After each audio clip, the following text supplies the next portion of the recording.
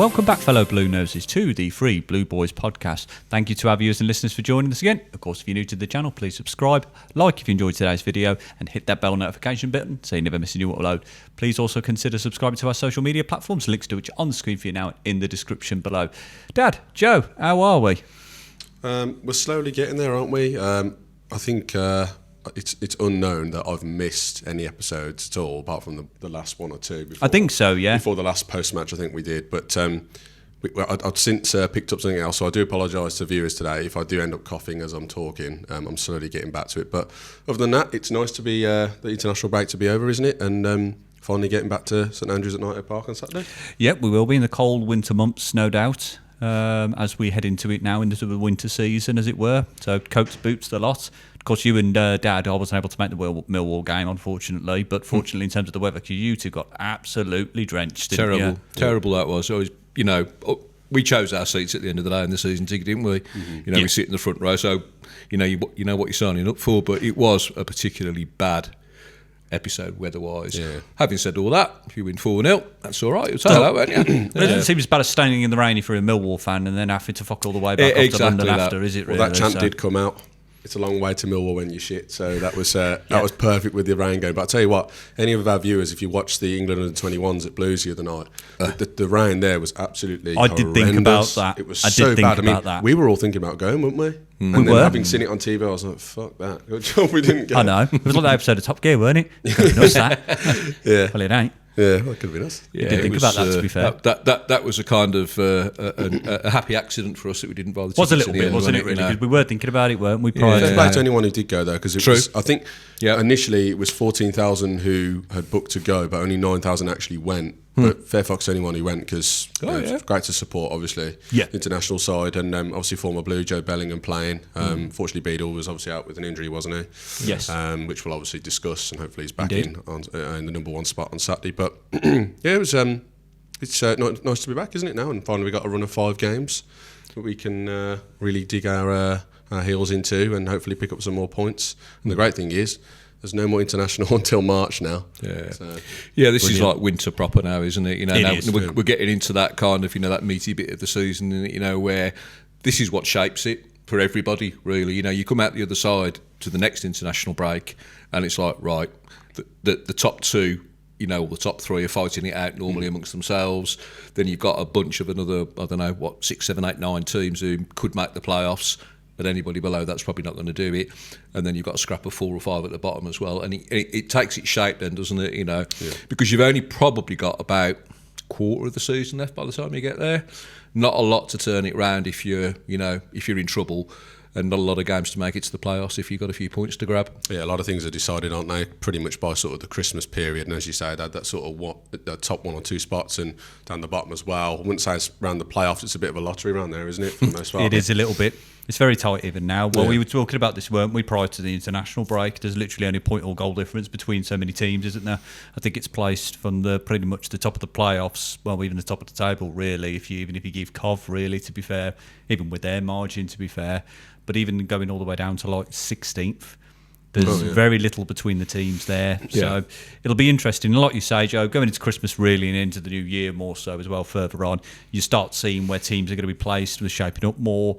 Are halfway through the season now, and then you get some additions in January, and that starts changing things a little bit, and you start coming into the home running then. But we've got a good run of games, like you say. Hopefully pick up some points, dig our teeth into the next few games, and we'll be previewing Norwich City today, of course, in today's pod. But of course, quick mention to all Blue Noses who submitted your questions for the last episode, part 1 and 2 of our Q&A session. Some fantastic questions out there, guys, so thank you ever so much for submitting those. So brilliant there, and thank you for your responses in the comments as well. We'll maybe do another one in the future. If you'd like to sponsor the Free Blue Boys podcast, you can get in touch via our social media platform or via our email address. Thanks very much. Now back to the podcast. But of course, looking to this Saturday, Norwich City, 3 p.m. kickoff back at St Andrews Knighthead Park. A game, really, to be fair, without being condescending towards Norwich City, a game we should be picking up points in and 3 points of that. I think on the initial look, and obviously we'll talk a little bit about their form, obviously the points they've picked up this season. They're second from bottom, just ahead of Sheffield Wednesday. And it's one of those things where we might actually get hit with the new manager curse once again, like we did in a game gone by. And it's like, I can definitely foresee it. Obviously, Liam Manning, I've been sacked from the club. after really picking up, I think it's like 9 points, something like that, 11 maybe. It wasn't a lot. 9. It wasn't a lot. Yeah. So and they've never won a game at home this season. Lost all 7 at home, and I think they've literally scored 3 or 4 goals as well. But obviously they're playing away against us on Saturday. So I actually foresee it won't be as an easy game as maybe people think on paper.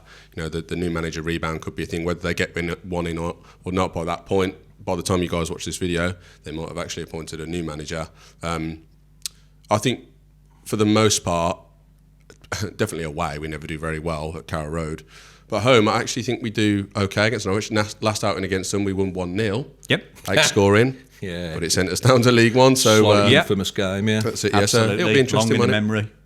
Yeah. I mean, we've had a lot of tussles with Norwich over the years. It's probably one of the teams I remember us playing the most at various levels. You know, and at least not the playoff final in 2002, you know. You remember that for obvious reasons, but yeah, there's been a lot of that down the years, and this is another one, you know, where it's, you know, a couple of games this season, and I would have predicted it to be one of the tougher games that we'd have played at home. I agree. And it, for the reasons you've already outlined, it might still be. Even if the manager's not actively in charge, it could well be that he's in the stands. So the players will want to make an impression, won't they? You know, and there's a few names being bandied about. Will Still, which if I was a Norwich fan, I'd be thinking, not too sure about that. Russell Martin, same sentiments. We'll stay away. Yeah, we'll stay away, exactly. Yeah, but they are also talking apparently to John Dale Thomason, who was in charge at Blackburn a couple of seasons back, got them to within goal difference of the playoffs, I think, that season, and then had an argument with the Venkies like nearly everybody does. Yeah, and complimentary because he didn't have the money to he didn't have the money to strengthen the squad that he wanted, and he departed. So that would be an interesting call. Yeah. But you know, Liam Manning went there with a big reputation from Bristol City last season. They played very well. Seems like he was a football playing manager. Same formation as us, you know, the 4-2-3-1.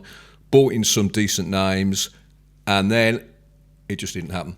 No. I don't know. I mean, Norwich fans, if you happen to watch this, I'd be interested in your thoughts as to why it didn't. But apart from Sheffield United, this is probably the biggest shock of this season in our division. I would agree with that 100%. I mean, I really did think they were going to be higher than they are. Yeah, they've always hovered, haven't they, around that playoff spot? They have there or thereabouts for a number of years now, because of course it weren't so long ago that they were a Premier League team, and they're doing relatively well. They were a mid-table team until they dropped off, and obviously since then, really, like you said, they've always kind of hovered around there, but they've just dropped completely off the map this season, unfortunately. So whether that's down to obviously, in part, John, to Liam Manning, as it were, whether or not there's an issue with spending, as it were, and available funds there, who knows? And as Dad says, Norwich City fans in the comment section, if you are watching, let us know what your thoughts are on that. But it's interesting, even with their form, having won 2, drawn 3, and lost 10 this season. Of course, as you say, Joe, only picking up 9 points so far this season.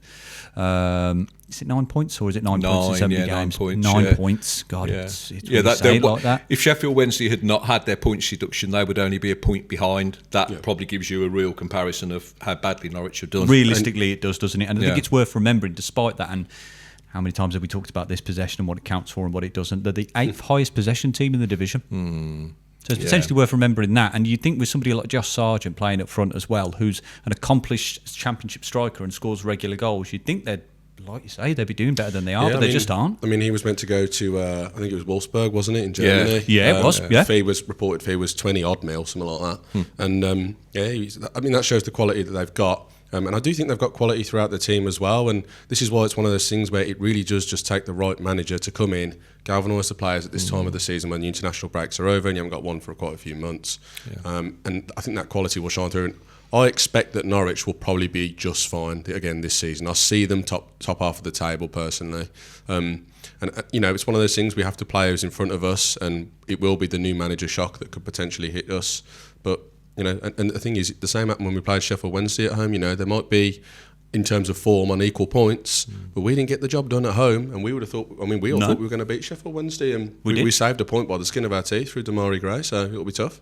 It will be, absolutely. And like you say, it was through the skin of our teeth, wasn't it? And it was just fortunate that we managed to grab that last-minute equalising goal through Damari Gray, and that was just purely, really, through perseverance and a bit of quality on Damari's part, really. But that's what the difference is with Damari and players like him, Stansfield, Roberts. They've probably been talked about in sort of that upper echelons of the team, as it were. So, like you say, Joe, it's not for us to be presumed that we are going to win or even win well, but you just want to pick up the points, don't you? Well, especially when you consider, and I know this is early on in the season, but it's not that long ago, that they managed to pick up a point at both Coventry and Stoke. Yeah. Away. Good points. Yeah. Good points. We got nothing. There. We got nothing and looked shite in both games. Yeah. You know, okay, the sending off didn't help, but we were already kind of looking crap up to that point anyway. I think we probably still would have lost anyway. Yeah, we probably could have been playing now and not scored in either of those games. But that just gives you a slight inkling of like they have been better away from home. Yeah. You know, I think they won at Portsmouth. They did. And they won at Blackburn. Yeah, that was 2-0. 2-0, I think, or 2-1. Yeah, 2. Yeah. I think you might be right, actually, 2-0. I think Sargent scored in that game. Blackburn had a man sent off in that game, but I think it was, they won 2-0 there. But even when they have lost, it's been narrow losses. I think they lost Albion by 1 goal. I think Bristol City as well was another. And there's a lot of these games, there's not actually a lot in it. You know, they haven't been getting panned left, right and centre. No, not at all. It's not that sort of thing. So this is why it will be a very close game, I feel. And, you know, I mean, I agree with you, Dan. I think I would go in there and not expect 3 points, but we can apply ourselves the way we have been in recent games. I think there's no reason why we shouldn't be beating them. But Josh Hodgson's not really quite there, is he, this season? No, he's not. No, I think probably just lack of service and confidence on his part and the part of the team. You know, they've got quality elsewhere as well. I mean, Harry Darling plays left centre back. He came in from Swansea. I know Blues are in for him because he's got that kind of ball playing ability that we were looking for, and I guess in the kind of sense that he's a left-footed centre back that we missed out really, given the options we've got at left centre back now. So you know they beat off a lot of competition to get him and others, so they've definitely got quality. You're right about that. But it's just that kind of Rubik's Cube thing of getting it all kind of, you know, all the same, all the colours on the right sides and done and dusted. That's what the manager's got to solve, isn't it, whoever that is? Whether they can do that quickly remains to be seen. The bounce does often come along for the first couple of games.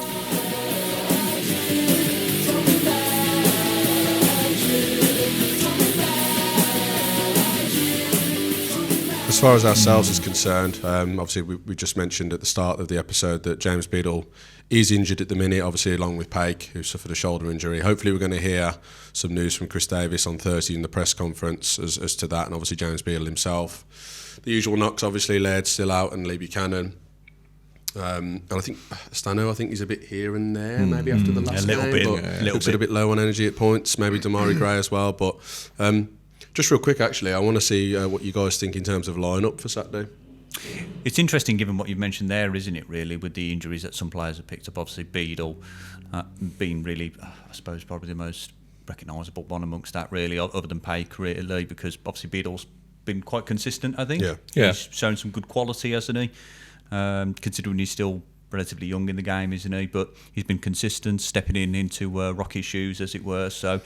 I don't have any qualms with Rocky coming back into the team. I think he'll do a job and hopefully some time out just to sort of gather his thoughts, gather a bit of momentum, carry on training hard, as I'm sure he would have done, particularly under Mike Taylor, as well, an experienced professional himself. Paik is a little bit of a worry to be left out of the team because it's really just started to click now. It's frustrating, isn't it, once we found that ideal 11 in the Rubik's Cube, like you say, that has lined up with all the colours and people start picking up injuries, but that's just football, isn't it, at the end of the day? So I've got no problems with Rocky coming back into the team. I think, again, we'll probably start with Iwata at right back. I think it'll be Clara and Neumann in the middle with Cochrane out on the left. I think if Paik is not going to be in the team, I think they'll probably put Mark Leonard in there. As much as that gathers a bit more of a risk for Davis, as it were, I think it's the only logical replacement for Paik. And I think they'll go out with Doyle, then Roberts out on the right, with Damari out on the left. The 10, if he's going to be fit, it would be nice to have Dutch back in there. But again, that remains to be seen. If not, I think possibly go with probably Stano again if he's fit. It's all if buts and maybes, isn't it? And then maybe Keogh go up top. Yeah. What do you guys think? I think I would, on the whole, agree with that. One thing I do want to throw in there is the fact that, and we talked about this, didn't we, before, when Paik obviously got injured at Middlesbrough away. Is there a chance that Davis is going to revert back and think, I'm not sure about Mark Leonard in there for a slightly longer period, because Paik's shoulder injury looks pretty bad from what it looked like. I think it could be a few months, to be honest. Potentially. It would be the new year probably, but I think that he might put Tomoki Iwata back in the 6, and he'll move Boz to right back. Yeah. Now, I can't believe I'm actually saying this, but I'm actually not a fan of that, because Tomo has got this ability, or rather the way we want to play, to tuck in when we do have the ball and we're moving up the pitch, and even when we need to crowd it out in midfield and win the ball back, whether it's deep in our half or high up in theirs. And I think he offers us something different there, and he's also his output has just been that much better. I think at right back, the crosses into the box, his work rate. I mean, you've mentioned in a previous episode, Dad, about his stamina across the entire game. Personally, I would agree with you, Dan, that Tomo should play right back. But again, just something to throw in there, that there's a chance that Chris Davies might not do that. Yeah, I think the other thing to bear in mind about Iwata is that, and Chris Davies talked about this week, is his interaction with Paddy Roberts on the right, because they keep opening different spaces up for each other. Now, Patrick Roberts has traditionally been a kind of, a touchline hugging type winger, but he's coming inside a lot more, and Iwata's going outside. That's true. But then there's other times when he's coming inside of Patrick Roberts. So the defence, that bit we talked about, I don't know however many podcasts ago, about being unpredictable, about causing chaos. That's what they're doing at the moment. Can Boz do it in combination? He could, but it might take a few games to get there. Yeah. And maybe they're not ready for that. Maybe they just want to keep the pattern going as it is. And I'll be interested to see. Boz has got a bit of catching up to do. Yeah, He's got a bit more impressing to do. I think he has. The other thing I'd throw in as well is I've got an idea that James Beadle's injury is a little bit of a smokescreen. I think he might have a knock, but I'm not sure it's as bad as people might think. A bit of a manager special where it's like... Yeah. I mean, it'll be telling on his press conference on Thursday if it's like he's a bit politician's answer about it, you know what I mean? And just kind of seeing, we're waiting to see how he is sort of thing. Yeah, exactly that, So hopefully he can be included. So sort of give, like you say, a bit of a politician's answer as well. He did that with Stano recently. Yeah, he did, He's done it a few times, I think. But I think I would probably go with your lineup there, Dan, as to what I think it will be. Some of it, as you say, depends on, sort of the knocks. If Marvin Duck's available for selection, I would put him in the 10 again. He had a bit of an off game against Middlesbrough. He didn't quite look there, but I think he's the kind of bloke where he actually just needs more game time. Yeah, I'd agree. I would like to see that lineup personally. I would agree with that lineup.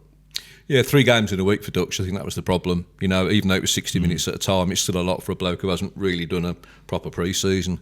So I think there's probably some... But he's had 2 weeks now where he hasn't had to extend himself, just slowly build up his stamina a little bit more and his understanding with his teammates. And I think we'll see him back refreshed, to be honest with you. Well, he better be refreshed, because just as a side note, any Blues fans that are on social media, and if you follow Marvin Dutch or anything, he's been in Dubai with his mate.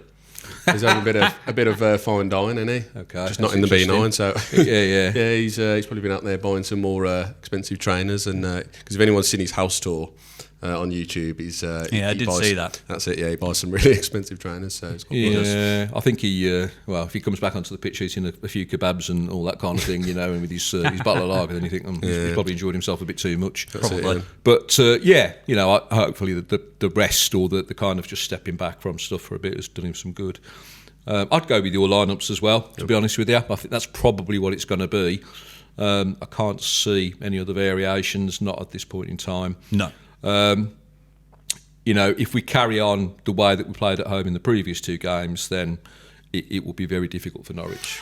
How's it going, fellow Blues fans? Hope you're enjoying the channel so far and liking today's video. I wanted to take a minute of your time to talk about our sponsor, Bangla Lounge Indian Cuisine. For these 3 Blue boys, Bangla Lounge has been the go-to choice to enjoy the very finest in Indian cuisine for over a decade now. Made with the freshest ingredients using authentic recipes, Bangla Lounge produces some of the best Indian cuisine that I've ever tasted. And if you enjoy takeaway at the end of the week, orders for collection and delivery with 15% discount ordering direct through the website. If you enjoy a sit-down meal, you can enjoy this for a 2-for-1 offer running up for Sunday to Thursday every week on main courses. Or if you're celebrating special occasions such as a birthday, Bangla Lounge offers a buffet restaurant every Sunday running from 5:30pm to 10pm. So if you like a tasty curry or a sizzling tandoori, get yourself down to Bangla Lounge Halesowen. Links in the description below of our video. And if you would like to fine dine after a win in the B9. Thanks very much. Now back to the podcast. Well, on the back of that, score predictions. I'm going to go 2-0 to Blues. Okay. Yeah. Dan? I'll detail it there, Dad. 2-0 Blues. I was hoping you were going to do a long answer there, because I was thinking, shit, I don't know what I'm going to say. Cut you out. I'm actually going to go a 1-0 Blues. Okay. Yeah. A bit more conservative. I think it will be a bit. Watch us all be wrong now, and it's just a 3-3 absolute bizarre game. 3-2 Blues or something like that, or 2-2. Hey, do you know what? I wouldn't mind if it was 3-2 and we won, as long as it wasn't like Hull when we lost 3-2 there. So we'll see. Yeah, it's difficult to know what you're going to get, isn't it? You know, it's like you say, with a change in manager, and the players perhaps feel differently about it, and the coaching staff that are there will tell them to do different things. You know, maybe they'll become a threat in areas that they haven't been before. I mean, I think their stats show that they don't really create that many chances, to be honest. Don't take many shots at goal. No, they really don't. But they seem to let quite a lot of shots go at goal, which that's reflected in their league position, isn't it? Yep. You know, you're letting too many people have a go at you, and you're not having to go back enough. Yep. Whether that changes on Saturday because they're going to play a different way, in a way that was going to surprise us, who knows? That's football. Yep. Hopefully we can get 3 points in it. Hopefully. Like you say, so sometimes managerless teams, as it were, I suppose, in essence, really, obviously, William Manning departing, as it were, and playing away from home galvanises teams. They are a little bit better away from home, if only marginally. But like I say, hopefully we'll be there to pick up the 3 points, and all three of us will be back on duty in the Cop. So looking forward to it, gentlemen. Yeah, finally good to be back after the international, and we're going to have a bit of what's that name of that curry place that we really like in the Cop? Any Blues fans that are in there, it's really nice. It is, isn't it? I can't remember the name. Rams Rasleys or something like that. I'm probably saying it wrong, but you're probably paraphrasing a tad. But I think you're probably right. To be fair, it's only been there the once though. I think we've been there though. I think it's been there when you've been there a couple of times. But I think it's only been there once when I've been there. But they chop and change it all the. Honestly, it's kind of annoying because like it is really. If you think about it, everyone's for the most part you've got 18,000 season ticket holders, and you're all going to be in one. You know, if you sit in the Cop, you're going to be in the amphitheatre. If you sit in the Tilton, then you're probably going to be in the fan park, or that little bit outside the Tilton there. You get used to the food that's there. You do, and and then you're moving it around every fucking 5 seconds. So well. I can kind of understand the rotation to some extent, though, because wouldn't you think sometimes you'd get a little bit bored if you had the same food outlets all the time, as it were? So, but I think I had some fried chicken one last time, to be fair. That was quite nice. Charlie's was in that place. Yeah, it was, yeah. Wasn't disappointed by that, actually, to be fair. So, but we'll be back, all guns blazing, so, and hopefully there for the 3 points as well. So, Blues fans, in the comments section, please let us know what you think your starting 11 will be going into Saturday's game and return at Knighthead Park. St Andrews at Knighthead Park, should I say, against Norwich City. Also, let us know what your score predictions, where you think we'll be going ahead with Saturday's game against Norwich City. As always, if you've enjoyed today's content, please drop us a like, subscribe if you haven't done so already. Please also hit that bell notification button so you never miss a new upload, and please consider following us on social media platforms, links to which on the screen for you now in the description below. Until then, fellow Blues fans, stay true to the Royal Blue and keep right on. Keep right on.